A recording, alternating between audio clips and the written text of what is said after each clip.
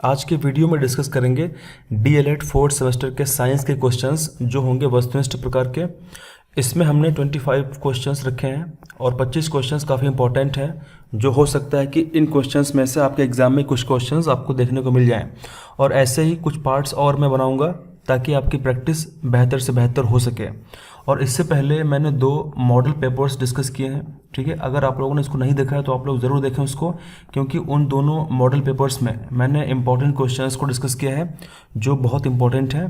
तो स्टार्ट करते हैं डिस्कशन। सबसे पहला क्वेश्चन पूछा गया है, सजीव व निर्जीव के बीच की कड़ी क्या होती है।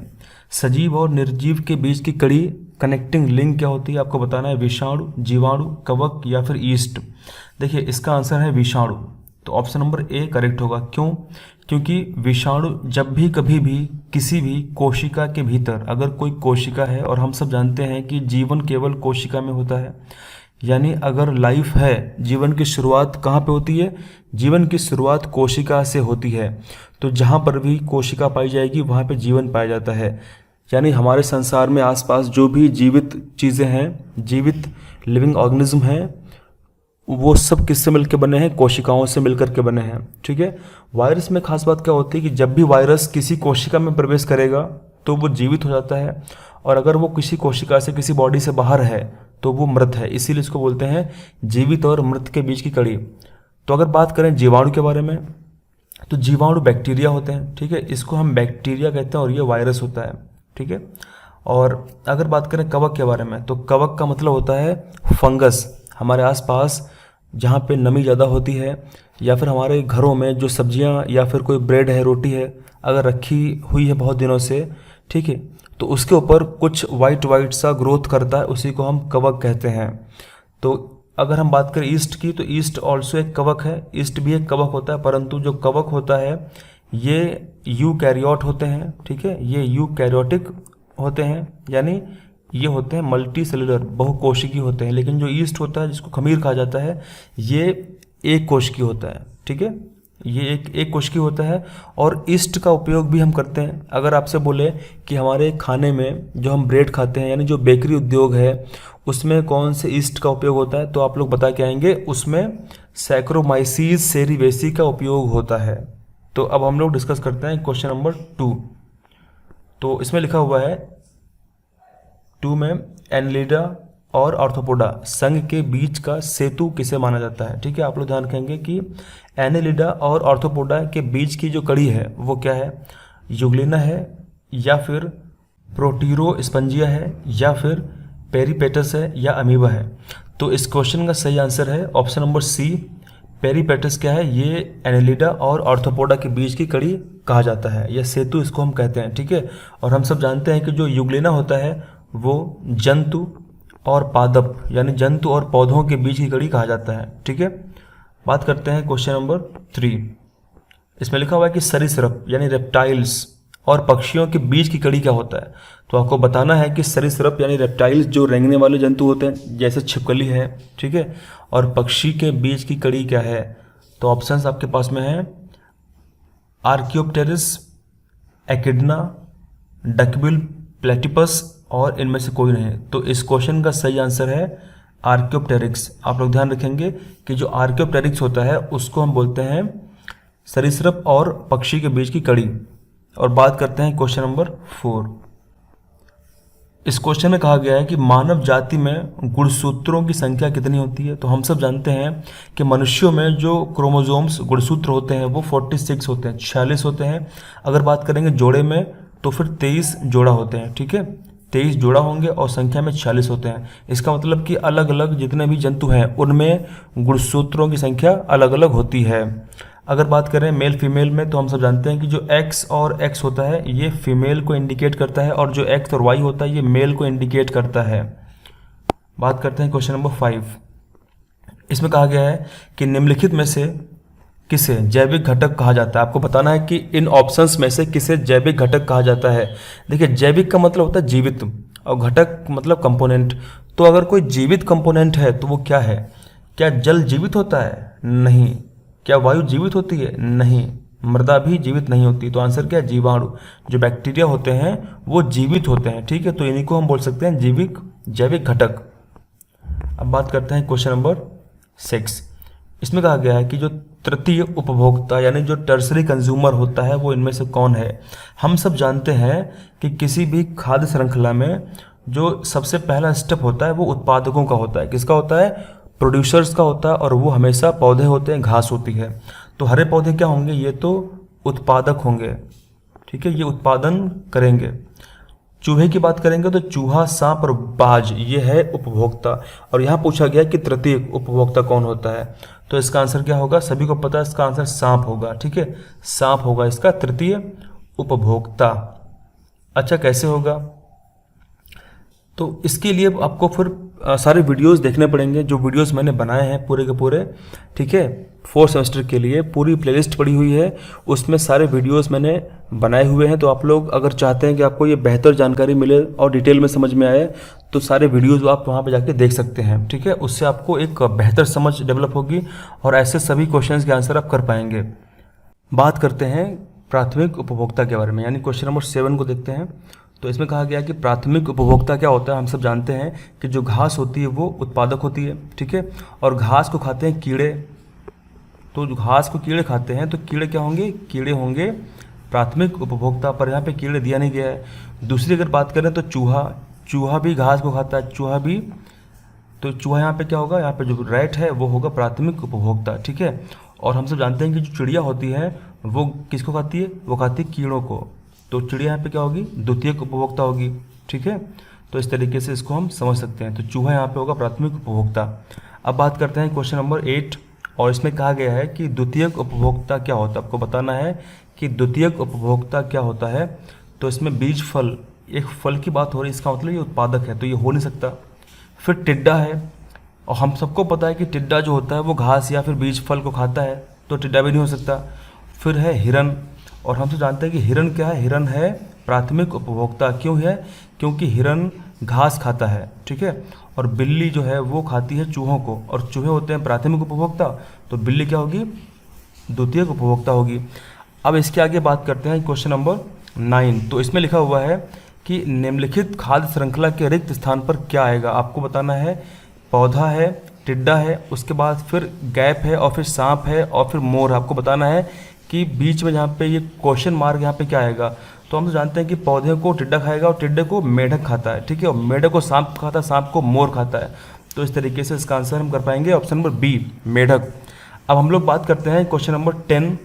तो इसमें 10 में बोला गया है कि निम्नलिखित में से कौन सा क्रम पारिस्थितिक तंत्र में ऊर्जा प्रवाह के संबंध में सही है। आपको बताना है कि जो 4 विकल्प दिए गए हैं इनमें से कौन सा क्रम है जो सही है पारिस्थितिक तंत्र में ऊर्जा प्रवाह के लिए।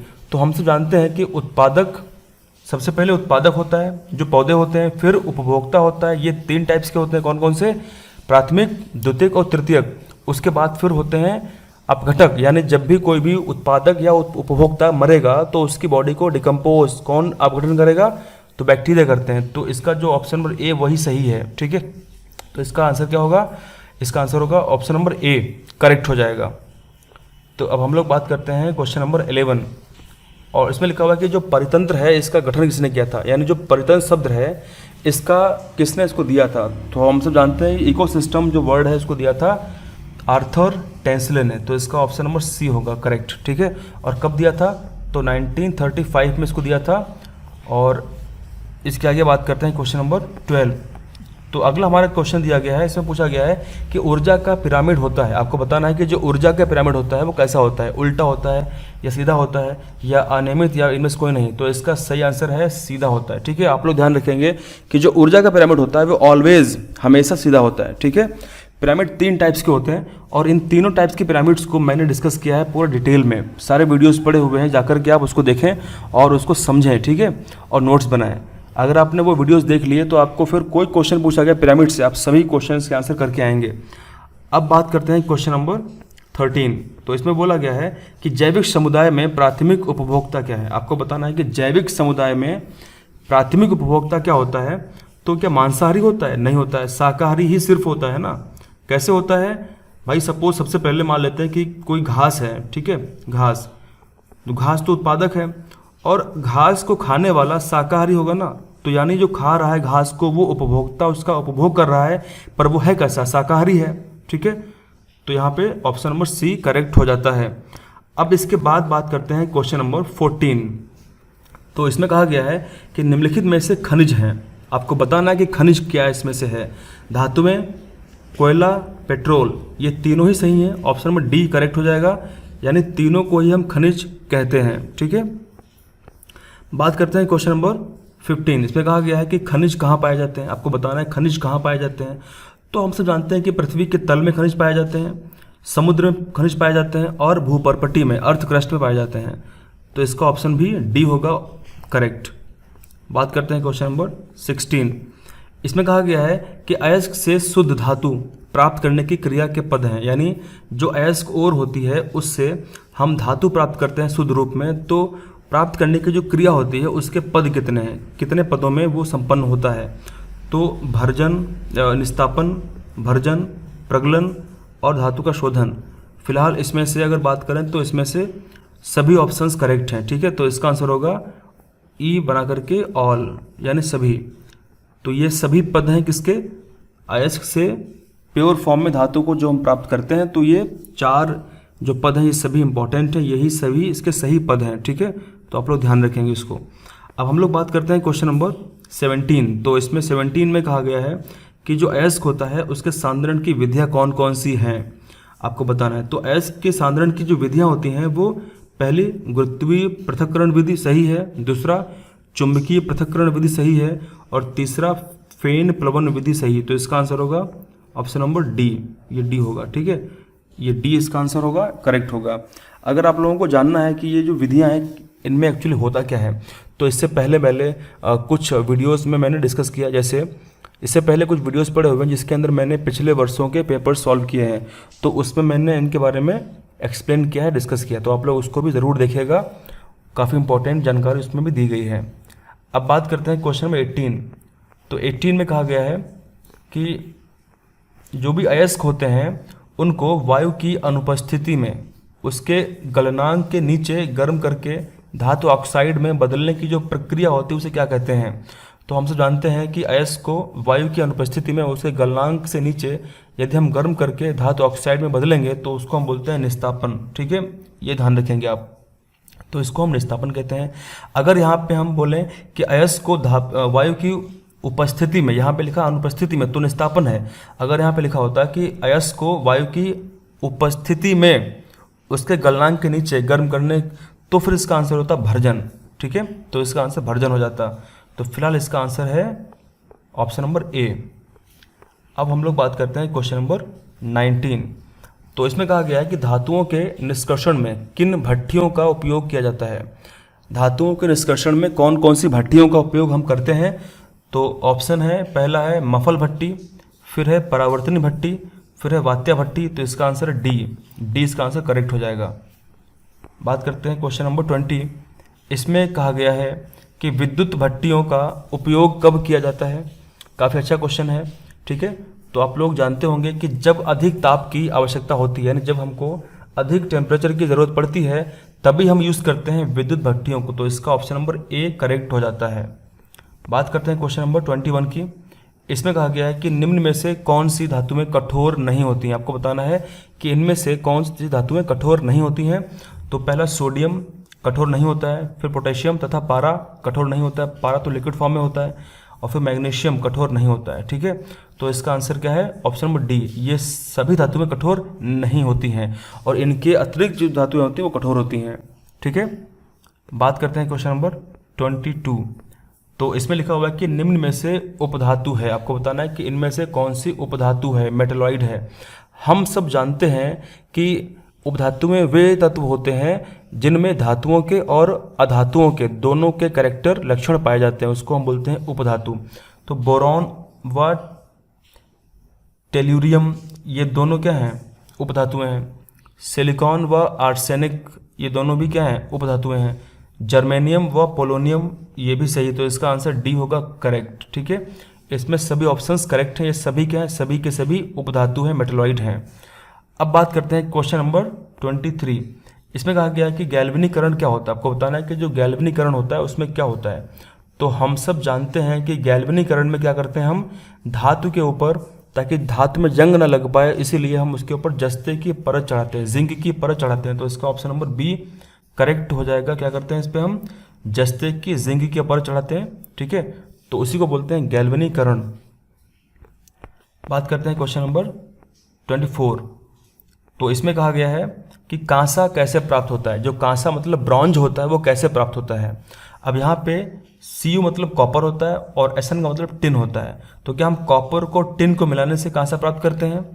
दूसरा है कॉपर होता है और जिंक होता है, क्या हम कॉपर को जिंक से मिलाने से कांसा प्राप्त करते हैं। फिर तीसरा है Cu प्लस Fe, यानी कॉपर और आयरन को मिला के कांसा प्राप्त करते हैं, या फिर कॉपर और निकल को मिला के। तो इस क्वेश्चन का सही आंसर है ऑप्शन नंबर ए। जब हम कॉपर के साथ टिन को मिलाते हैं तो कांसा प्राप्त होता है, ठीक है। इसको ध्यान रखेंगे आप लोग। क्या मैंने बोला कि जब हम कॉपर के साथ में टिन को मिक्स करते हैं तो कांसा मिलता है। और अगर हम बात करें पीतल के बारे में कि पीतल कैसे प्राप्त होता है, तो हम सब जानते हैं कि जब हम Cu यानी कॉपर के साथ में क्या मिक्स करते हैं, Zn जिंक। जब हम कॉपर के साथ जस्ता को मिक्स करते हैं, जिंक को मिक्स करते हैं, तो फिर पीतल प्राप्त होता है। तो इसका आंसर क्या होगा, सी करेक्ट हो जाएगा, ठीक है।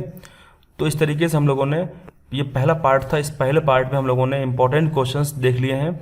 और इसके बाद फिर हम डिस्कस करेंगे पार्ट नंबर 2। उसके अंदर भी हम 25 क्वेश्चंस डिस्कस करेंगे ताकि आपकी प्रिपरेशन अच्छी हो जाए, ठीक है।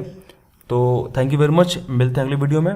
अगर अच्छा लगा वीडियो तो शेयर जरूर करें। Thank you.